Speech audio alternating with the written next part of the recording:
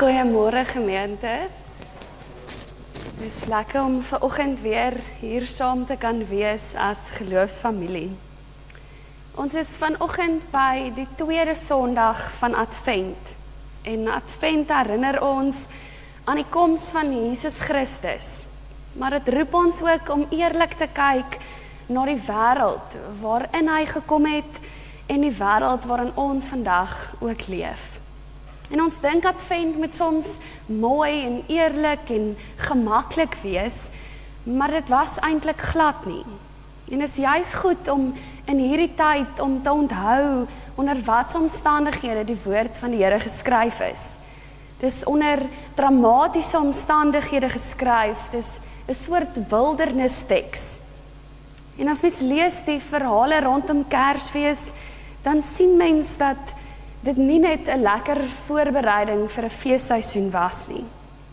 Hulle was gekonfronteer met profesieë, met rebellie, met politieke magte. En dit konfronteer ons ook met die trauma en dit wat daai mense elke dag moes beleef. Jy hoor dit in 'n soort van wildernis. Maar die koning van lig is aan die kom en die duisternis hou glad nie van hierdie lig nie. En tog die kern van hierdie tyd is God wat juis in hierdie donker omstandighede 'n nuwe begin bewerkstellig het. Die lig wat kom is nie broos nie. Dit staan nie terug vir die duisternis nie. Dit bring vrede wat diep in die harte van mense tref. En daarom brand die kers van vrede saam met die kers van hoop ook vanoggend. Want waar God se lig skyn, begin vrede wortel skiet. Dis nie 'n maklike vrede nie, maar dis 'n vrede wat ons roep om eerlik te wees, om eerlik te leef.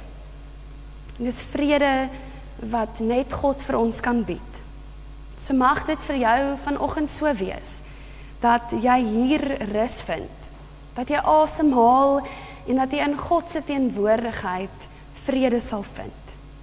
En met dit lees ek vir ons uit Filippense 4 vers 4 tot 7. Wees altyd bly in die Here. Ek herhaal, wees bly. Wees inskikkelik teenoor alle mense, die Here is naby. Moet oor niks besorg wees nie, maar maak aan alles julle begeertes deur gebed en smeking en met danksegging aan God bekend. En die vrede van God, wat alle verstand te bowe gaan, sal oor julle harte en gedagtes die weg hou in Christus Jesus. En daarmee word ons gegroet vanoggend. Genade, vrede en hoop van God ons Vader en die Here Jesus Christus ons Here en die Gees wat ons hier saamgebring het. So kom ons staan en ons sing ons 3 wonderlike lofliedere saam.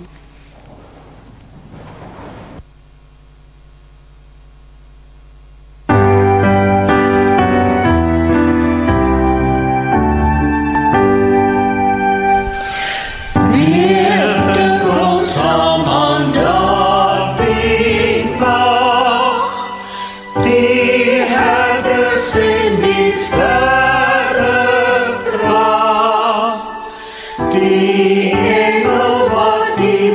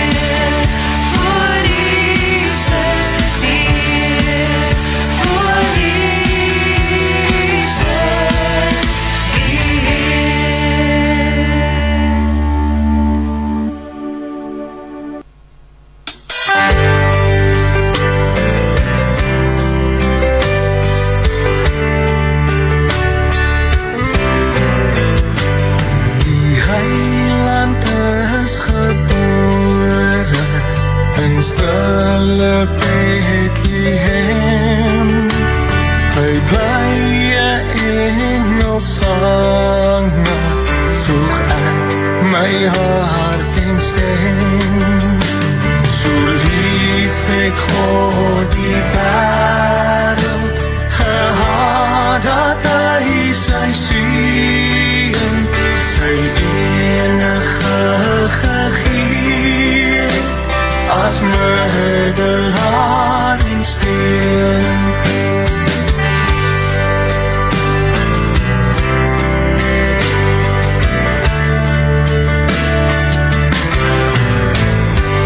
Kom na die krib so nederig, daar lê die kindjie Piet.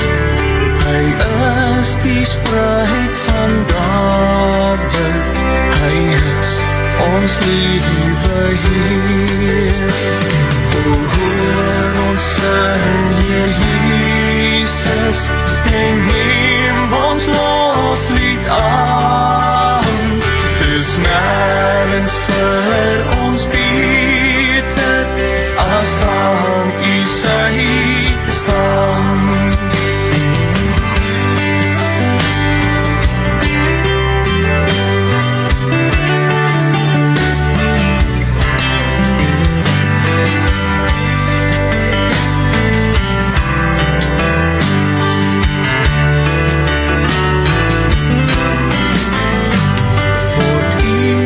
Sondags liefde, 'n kindjie swak en klein. O Jesus, maak ons almal getrou aan U en rein.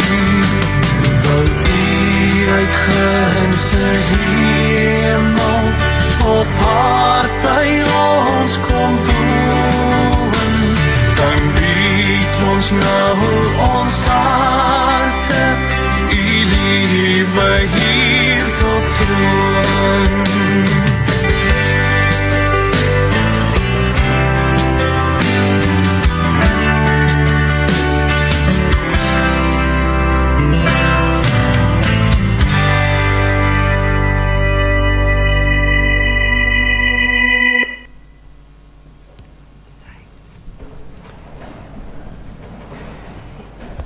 Here Jesus Christus, dankie dat U ons week na week inroep.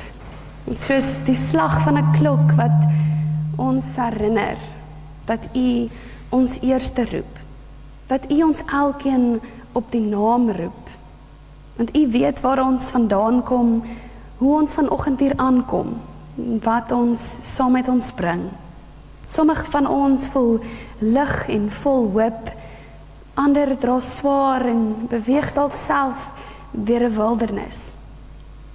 Ander beleef dalk 'n tyd van oorvloed en vrede. En U verwelkom ons almal met dieselfde sagtheid en genade. Daarom bid ons Heilige Gees, kom steek U lig diep in ons bestaan. Laat U lig nie net oor ons skyn nie, maar in ons invloei, sodat dit die plekke in ons verhelder waar ons self nie meer duidelik sien nie. Maak ons oë nuut en ons harte stil. Laat U woord vandag soos saad van vrede in ons lewens wees. Saad wat insink en wortel skiet en wat vorm kry en groei. Here, vorm ons deur hierdie ontmoeting, sodat die vrede waarvan ons lees en sing nie net woorde bly nie, maar werklikheid word in ons gedagtes, ons verhoudings, in ons doen en late. Ons bid dit in U naam alleen. Amen. Ons lees vanoggend saam woorde van 'n man wat lank gewag het om God se beloftes te sien waar word. 'n Man met die naam Sagaria. Hy was Johannes die Doper se pa. En toe die Here sy mond weer oopmaak, bars sy hart uit in 'n loflied. So kom ons luister saam na wat sy loflied in Lukas 1 vers 67 tot 80. Sagaria, Johannes die Doper se pa, is hierna met die Heilige Gees vervul en het geprofeteer en gesê: Lofwaardig is die Heer, die God van Israel, want hy het omgesien na sy volk en hulle bevryding bewerkstellig. 'n Kragtige verlossing het hy vir ons bewerk uit die nageslag van Dawid, sy diensknegt, soos hy reeds lank gelede by monde van sy heilige profete beloof het. Verlossing van ons vyande en uit die hand van almal wat ons haat. Dit het hy gedoen om ontferming aan ons voorvaders te bewys en sy heilige verbond in gedagte te hou, die eed wat hy teenoor ons vader Abraham gesweer het, sodat ons, gered uit die hand van ons vyande, hom sonder vrees sou dien, en al ons daarvoor hom in heiligheid en geregtigheid kan leef. En jy, Johannes, profeet van die Allerhoogste, sal jy genoem word, want jy sal voor die Here uitloop om sy paaie gereed te maak en om sy volk in te lig dat hulle verlos kan word deur die vergewing van hulle sondes. En danksy ons God se innige ontferming, waardeur die môre son uit die hoogte oor ons sal opkom, om te kyk, om te skyn oor dieper diegene wat hulle in die duisternis en in die skadu van die dood bevind, en om ons voete op die pad van vrede te slaan. Die kindjie het gegroei en sterk geword deur die Gees. Hy het in die woestyngebiede gewoon, totdat hy in die openbaar voor Israel begin optree het.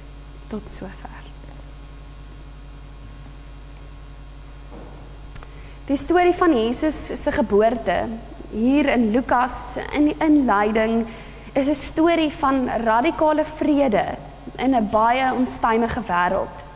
'n Nuwe koning wat die donker ryk uitdaag. En ek dink ons almal kan iets verstaan van onstuimigheid rondom ons. Dit binne hierdie onstuimigheid verskyn Jesus as vredevors wat sê ek bring die goeie nuus. In Lukas 1 en 2 kry ons twee besondere geboorteverhale. Een van Jesus en die ander van Johannes die Doper. En beide verhale ontstaan daar 'n spanning van verwagting. Iets wat ons in Advent ook oor nadink. Die verwagting van Jesus se koms en sy wederkoms. Daar's baie parallelle en ooreenkomste dat hierdie twee verhale so kunstig aan mekaar geweef is. Johannes, die een wat Jesus se vredepad gaan gereed maak. En dit is waaroor Sagaria in hierdie lied sing. En die ouers van Johannes die Doper is nogal 'n aangrypende storie. Sagaria en Elisabeth het eers op hulle ou dag 'n kind in hierdie wêreld gebring. En dit herinner ons aan Abraham en Sara wat onvrugbaar was en deur die Here se genade 'n seun gegee is. Sagaria was so verbaas toe die engel vir hom sê dat hy 'n kind in hierdie wêreld sal inbring, dat hy met stomheid geslaan is. En die dag van Johannes se geboorte het hy eers weer sy mond kon oopmaak, juis om sy kind die regte naam te gee, Johannes, geskenk uit genade van God. En dan die ander ongetroude, onwaarskynlike paar, Maria en Josef, wat ook die belofte van 'n kind kry, en albei hierdie beloftes wat waar word. En dan hierdie wonderlike lofliedere wat Lukas vir ons bied. Maria het 'n loflied, die Magnificat, en Sagaria se Benedictus, en later ook Elisabeth, wat haar eie lied sing. En hulle kan nie anders as om uit te breek in lof nie, want die Here se beloftes het waar geword. Al die beloftes van die Ou Testament wat hulle al gehoor het, en wat hulle voorvaders beloof is, het hier voor hulle eie oë waar geword. Johannes, die profetiese boodskapper, die padbouer wat Israel gaan voorberei vir hulle ontmoeting met Jesus. En Jesus, die Messias, die koning uit die geslag van Dawid, die een wat God se vrede en seën gaan bring vir alle nasies. Net soos God dit vir Abraham, vir Dawid, vir Jeremia beloof het. En dan hoor ons in Sagaria se loflied hoe hy uitbasyn oor hierdie vrede. Maar vrede wat nie net iets is wat ons ontvang nie. Dis ook iets wat jy maak en wat jy bring daar waar jou voete jou lei. Sagaria profeteer en hy sê, hier staan Johannes voor Jesus, want Johannes is Jesus se groot padbouer. En Johannes bou nie paaie in die hoofstede van die wêreld nie, op die hoofroetes nie. Nee, hy begin in die woestyn. Die einste plek waar ons nou nie sou dink dat God se koninkryk moet begin nie. En ons lees in vers 80 wat Johannes se bediening van die begin af juis hier in die woestyn begin het. Maar hoekom begin Advent, die mooi tyd van die jaar, in 'n wildernis, 'n dorre, verlate plek? En as jy enige ervaring het met 'n eiendomsagent, sou hulle dikwels sê, location matters. Die plek waar ons staan, maak saak. Die plek waarvan ons praat, maak saak. En Johannes weet iets van dit, en hy sê, as God se padbouer, besef hy dit. En daarom begin hy in die wildernis. Die profete het dikwels die afsondering van die woestyn gesoek om nader aan God te kan wees, om meer tyd aan God se boodskap te kan gee. En dan saam met hierdie teks vertel 2 ander tekste ons om Sagaria se loflied in te kleur. Die een is uit Maleagi in die Ou Testament, 'n profesie wat sê dat aan die een kom die padbouer van Jesus en hy sal deur die wildernis stap. En Lukas 3 vers 1 tot 6 kom sê vir ons dat hierdie openbare optrede van Johannes hier begin. En hy sê, dit was die 15de regeringsjaar van keiser Tiberius. Pontius Pilatus was gouverneur van Judea en Herodes, heerser van Galilea. Sy broer Philippus was heerser van Iturea en Trachonitis, en Lysanias heerser van Abilene. Annas en Caiaphas was die hoëpriesters. In daardie tyd het die woord van God tot Johannes, die seun van Sagaria, in die woestyn gekom. Ons lees hier van 7 posisies van mag, van invloed en rykdom. 7 kernpunte wat praat oor 7 belangrike mense. Maar die woord van God kom na Johannes in die woestyn, in die riskante wildernis. En juis in hierdie ongereptheid, in die riskante wildernis beleef en besef mens vinnig dat jy afhanklik is van ander. Jy is nie op jouself aangewese nie. Dis 'n plek waar jy ontdek dat my kwesbaarheid kom na vore. My kwesbaarheid voor God word oopgebreek. En ek dink dis op die plekke waar jy begin stoei met belangrike vrae oor die lewe, waar mens gestroop word van 'n klomp goed, waar ons agterkom, nou moet ek wag op die Here. En dis hier waar God se woord na ons toe kom. En ons ontdek dat ons heel diepste verlange is vrede met God. Vrede tussen ons en God. En daarom kom sê Sagaria dat Jesus gaan kom. Hy gaan vir ons vergifnis van ons sondes bring. Hy gaan die pad van vrede vir ons kom aandui. En ons deel in hierdie verwagting van hierdie koning. Ja, ons praat van 'n belofte van God uit die oogpunt van Sagaria. Maar terselfdertyd kan ons vandag vreugde vind in die wonderlike genade van Jesus wat aan die kruis vir een en elk van ons gesterf het. Want vergifnis van sondes is 'n sentrale tema vir die Lukas Evangelie. 'n Integrale deel van hierdie nuwe verbond wat Jesus kom stel. En Sagaria praat van vergifnis van sonde wat die pad na die vrede oopmaak. En net God se vrede is belangrik. Alle ander vrede is relatief. Dis 'n verhouding.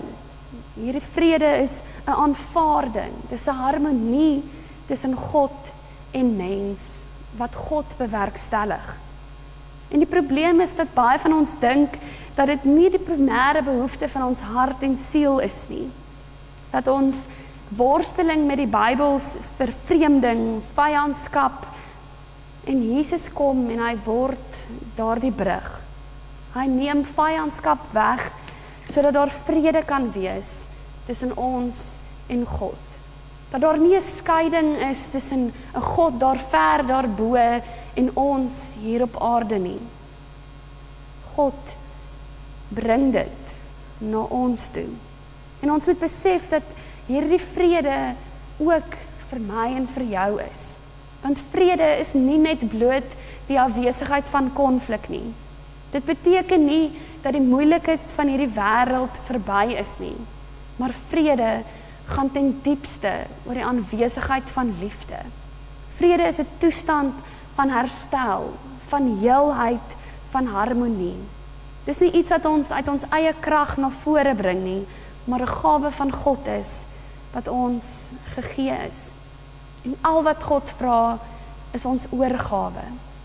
En dis die boodskap wat Jesus se padbouer Johannes in die wildernis begin preek. Die pad na vrede is deur bekering en vergifnis van ons sondes. Johannes roep mense op tot bekering en geregtigheid om hulle harte gereed te maak vir hierdie kindjie wat gebore gaan word. En mense het in duisende na hom gestroom. En Ron Hansen, 'n bekende teoloog, sê so mooi wat daar gebeur.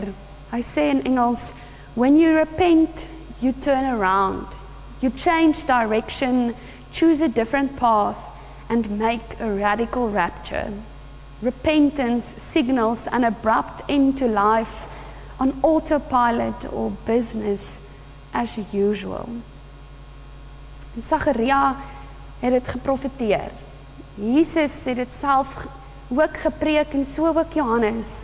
En almal het telke male gesê, die koninkryk van God is naby. Daarom bekeer jou. En ons kan nie verby dit kom nie, want dis die enigste pad na vrede toe. Van die skaduwee van die dood leef met elkeen van ons. En ek weet, dalk dink jy al reeds daaraan, maar woorde soos sonde en bekering is gelaaide woorde.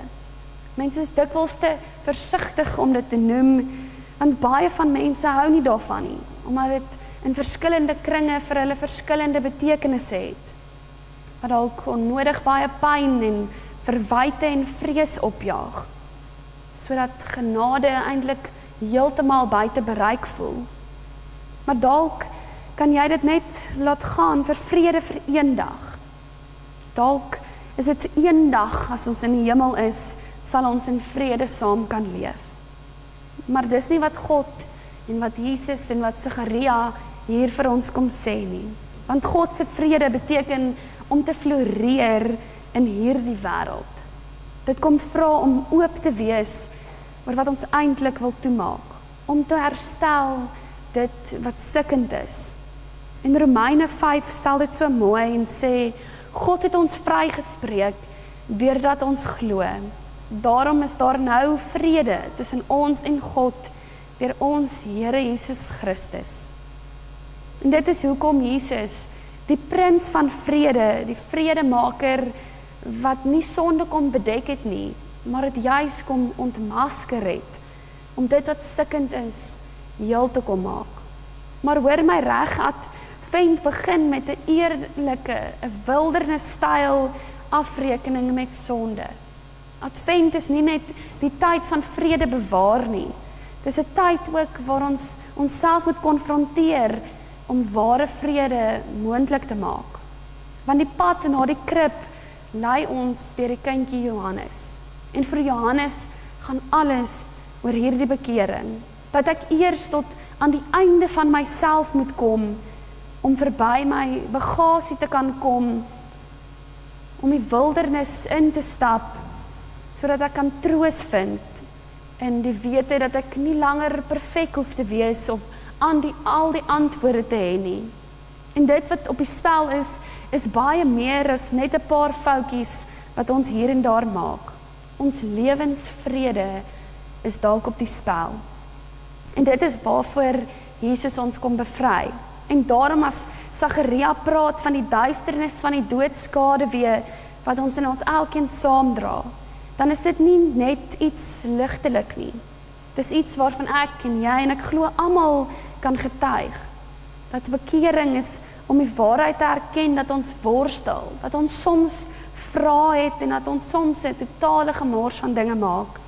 Maar die belangrikste van alles, dat ons kan sê, om in die wilde verlating, in die verligting in te val, om die vergewensgesindheid van God om ons te voel.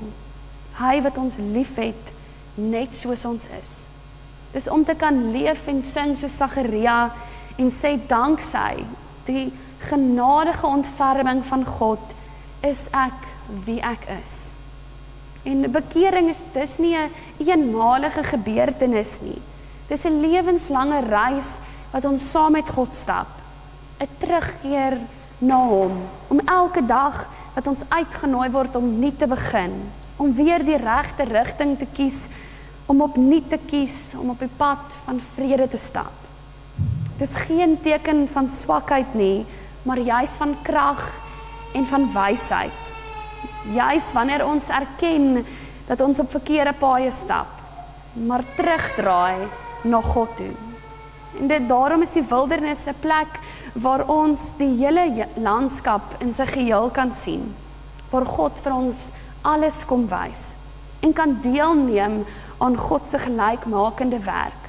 Want die pad na vrede is bekering, maar God skep binne ons elkeen 'n nuwe krag wat die mag van sonde kom breek het. Lukas 3 vers 4 sê, 'n stem van iemand wat roep in die woestyn, maak die pad van die Here gereed, maak sy paaie reguit. Elke kloof sal opgevul en elke berg en heuwel sal plat gemaak word. Maak die krompaaie reguit en die hobbelrige paaie gelyk, dan sal alle mense sien hoe God verlossing bring. En hierdie kernkrag wat God vir ons gee, is God se vrede wat 'n nuwe lewensmantra in ons elkeen word. Dis om te kan sê, solank as wat daar nie vrede vir jou is nie, kan daar ook nie vrede vir my wees nie. En hierdie vrede wat God vir ons gee, bring ons in beweging. Dis 'n geskenk wat maak dat ek ook God se vrymaker, se vredeskenker, gelykmaker kan word. Daarom word ons nie net gereed vir iets nie. Ons word nie gered van iets nie, maar God bring ons om met 'n rigtingwyser wat in 'n krib gebore is, om die pad van vrede vir ons aan te dui. Dis 'n krag wat God in ons kom losmaak. Dis 'n loflied wat Sagaria uitpasyn, dat vrede nie iets is wat jy maak nie, maar wat jy ontvang. En hy sê so mooi en hy nooi ons om ons voetstappe te rig op die pad van vrede. Vir die volk van Israel en vir ons het 'n hoopvolle nuwe dag aangebreek. So mag hierdie beeld van die wildernis iets van jou eie geestelike reis omhels. In die wildernis word ons gestroop van ons eie agendas, van ons eie trots en ons eie selfgerigtheid. Dis waar ons leer om onsself gereed te maak vir Jesus se koms. Nie net sy koms in die krib wat ons vier nie, maar sy wederkoms in die heerlikheid. En ons roeping, soos Johannes die Doper sin, is om die pad van vrede gelyk te maak. 'n Pad wat in elkeen se harte begin. Dit vra dat ons struikelblokke verwyder en ons lewens oopstel vir God se genade. Want dan begin ons God se droom sien, die droom van 'n totale nuwe landskap. 'n Landskap so glad en gelyk en plat, dat dit moontlik is vir alle mense om iets van sy koninkryk raak te sien.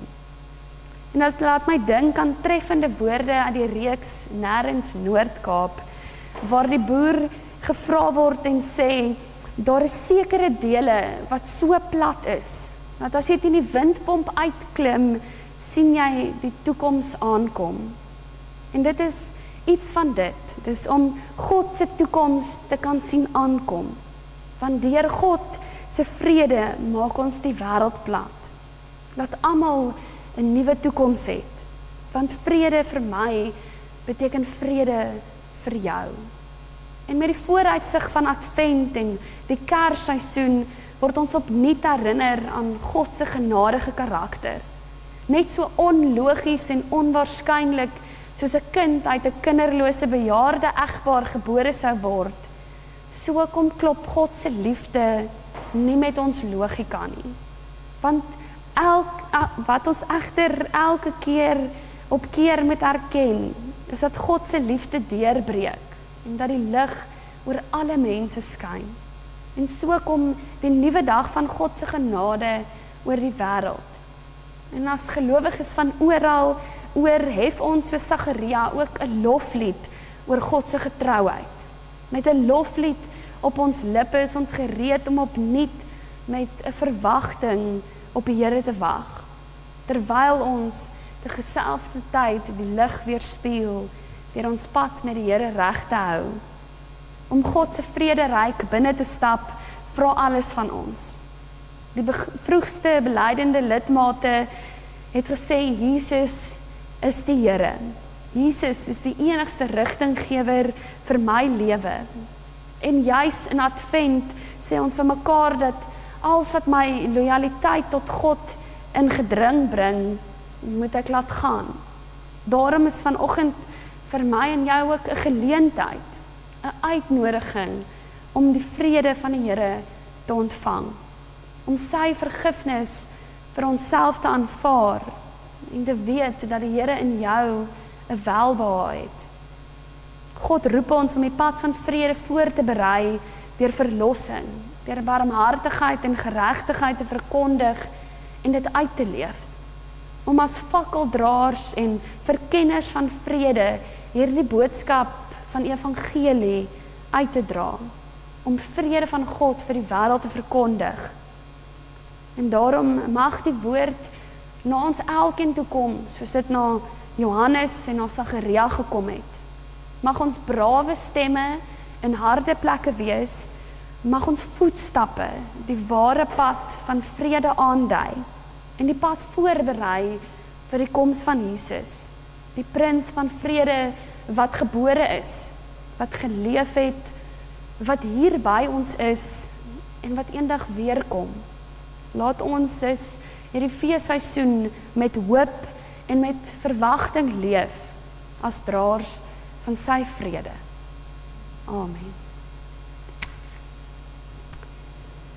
Here Jesus Christus, ons Here, U het in U groot genade die pad van vrede vir ons kom bekend maak. Dankie vir die genade van vergifnis. Here, dankie vir die hoop wat bekering bring en die belofte wat U vrede in ons harte vul. Here, in hierdie genadegawe van verhale wat hierdie telkens weer vir ons kom openbaar. Dankie vir 'n loflied wat ons kan lees, wat ons ook op 'n manier ons eie kan maak. Here, in hierdie adventtyd vra ons dat U ons sal help om gestroop te word van ons eie trots, ons eie vrees en ons eie agendas. Dat ons U stem duidelik sal hoor, selfs dalk in die wildernis van ons lewens. Lei ons om struikelblokke te kan verwyder, om paaie gelyk te maak, sodat U lig helder kan skyn in en deur ons. Here, kom maak ons elkeen draers van U vrede, nederige instrumente in U hand.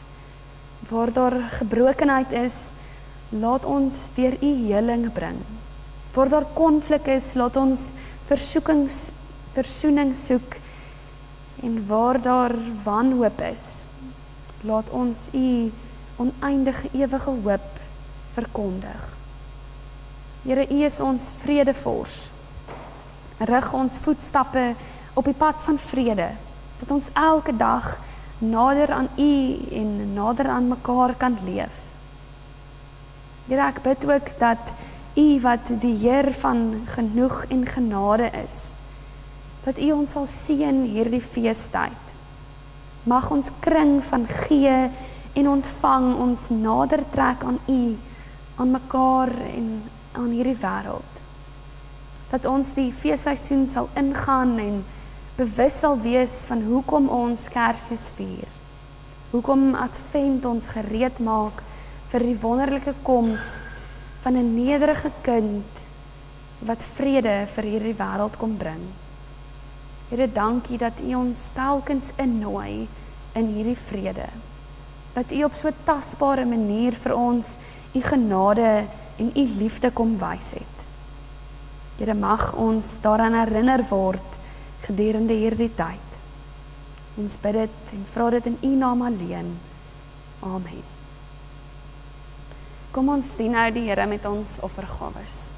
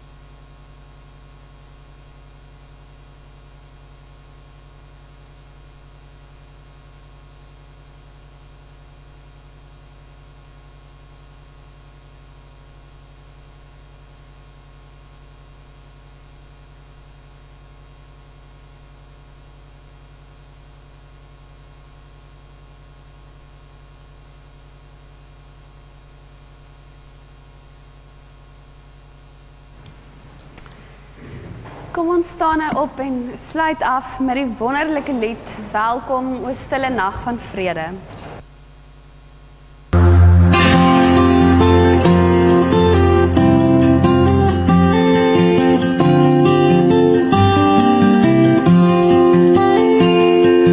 Welkom o stille nag van vrede onder die suiderkruis. Heil stemme uit die ou verlede oor sterrevelde reis. Kersfees kom, gee aan God die eer. Skenk ons 'n helder somer Kersfees in hierdie land, o Heer. Hoor jy hoe sag die klokke byer in uwe ouwe taal? Kyk, selfs die nachtelike sweye vertel die ou verhaal. Kersfees kom, gee aan God die eer. Skenk ons 'n helder somer Kersfees in hierdie land, o Heer.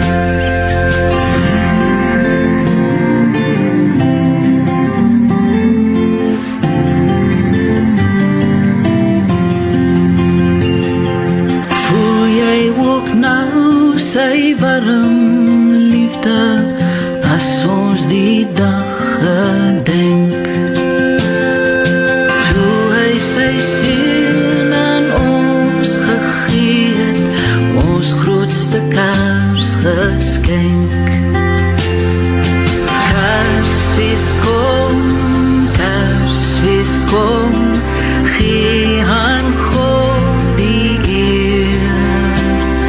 Skenk ons 'n helder somer Kersfees in hierdie land, o Heer. Kersfees kom, gee aan God die eer.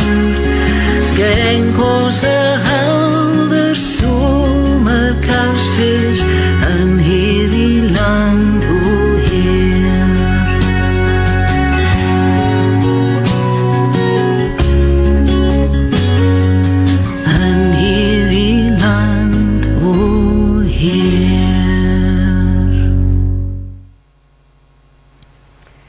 Mag die vrede van God jou lei. Mag sy liefde jou vul en sy lig deur jou skyn. Amen.